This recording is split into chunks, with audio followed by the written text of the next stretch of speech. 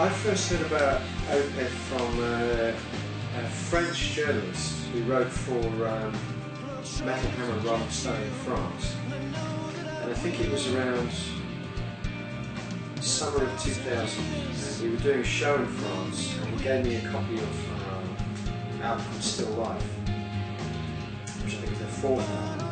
And he said, "I think you'll really like this," and the guy that runs the band, Michael's a big fan of yours.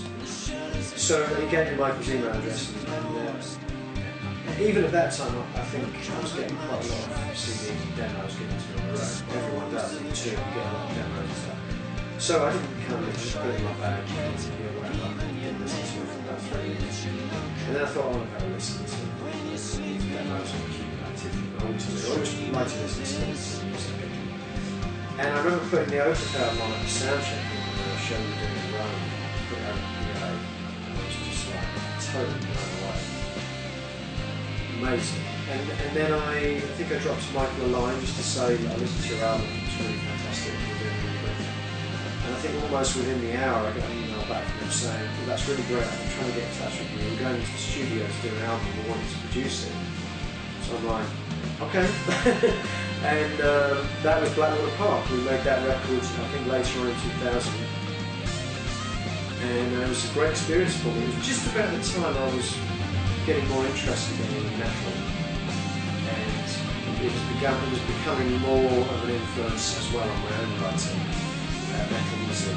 Because I loved metal when I was a kid and I kind of lost touch with it for many years. But I'm just really getting back into it around that time. So it was a great experience for me too, and I learned a lot from kind of working with those guys, particularly Michael.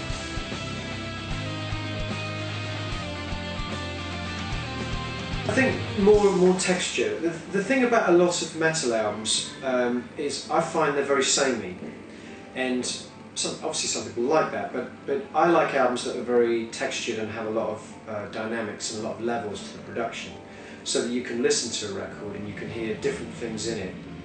10th, 20th, 50th, 100th time you listen to an album, you're hearing things. Well, I never noticed that before. I love that. I mean, I grew up listening to records like that, you know, and I tried to make all my records like that. And so what we tried to do with Opeth, which I don't think, I wouldn't say it had never been done before, but I can't think of anyone else that was really making metal records with such a sense of layers to the production. So what I tried to do with Opeth was to do that by working much more on different guitar sounds, more textured sounds, keyboard aspects, piano, harmony vocals, melodic vocals, sound effects, little production twists and little gags, that trying to make the record sound like it was a little bit more than just four guys standing in a room thrashing out the music, creating a lot more subtlety, a lot more detail to the sound of the record, so that you can listen to it over and over again, just not as a kind of, you know, adrenaline-fueled metal record, but also as a very subtle and very beautifully produced piece of art. And I think we really achieved that. I think a lot of people do kind of point to that album and say that was really something new for, not just for Opeth, but for metal music.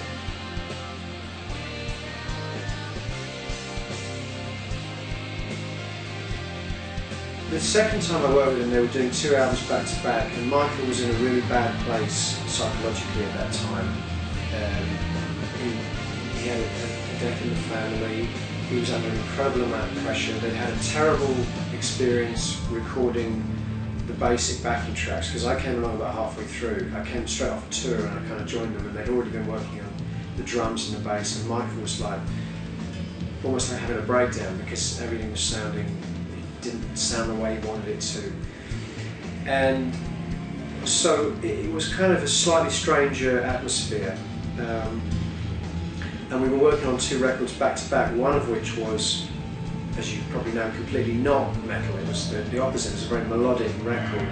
So we were able to do some different things on that record. One record was kind of brutal and heavy, the other record was very mellow and beautiful. And because Michael was so stressed and I think feeling so much pressure, I actually ended up doing some writing on the record. I wrote some lyrics for him. So it felt like it was more of a kind of like he really needed me at that point, not just as a producer, but almost as, you know, kind of an emotional kind of shoulder, if you like. But again, very proud of those two records, particularly the Mallow record, Damnation. I think it's a very, very brave thing for a band like Opeth to do, and I think it really paid off.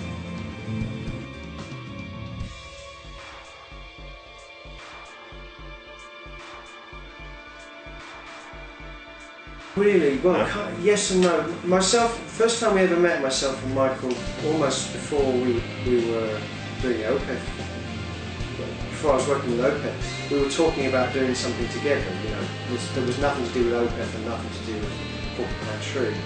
And we've kept on talking about that over the years, but the problem has been, it's a nice problem to have, but the problem has been that each band has continued to kind of be very much in demand to make records and to tour, so we've never really found the window of time when we were both available to really make it work and to make it happen.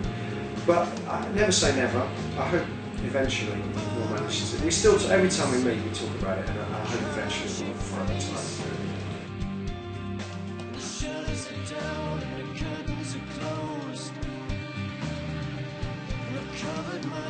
For me, what makes Opeth so special, and this is no disrespect to the rest of the band who are all incredible musicians too, but what makes Opeth special is Michael's musicality. This is not just some guy who bashes out metal riffs. He also has an incredible sense of the whole history of music, particularly kind of 70s sound, much more textured, much more melancholic, melodic, beautiful music. And he's able, unlike a lot of metal bands, I think he's able to balance those two elements very well. Sometimes when you hear the kind of very extreme metal bands trying to be sensitive and melodic, more often than not it just doesn't sound very convincing. But with Michael it's completely convincing. And I think he's just in love with music, he's in love with the possibilities of music, and he's in love with that particular era of music, like progressive 70s music, mellotrons, acoustic guitars, harmony vocals. And he does that very well too. And to find someone that is such an exceptional musician, making such brutal music, but still with the ability to pull off the more melodic, subtle, beautiful sections too, it's quite rare.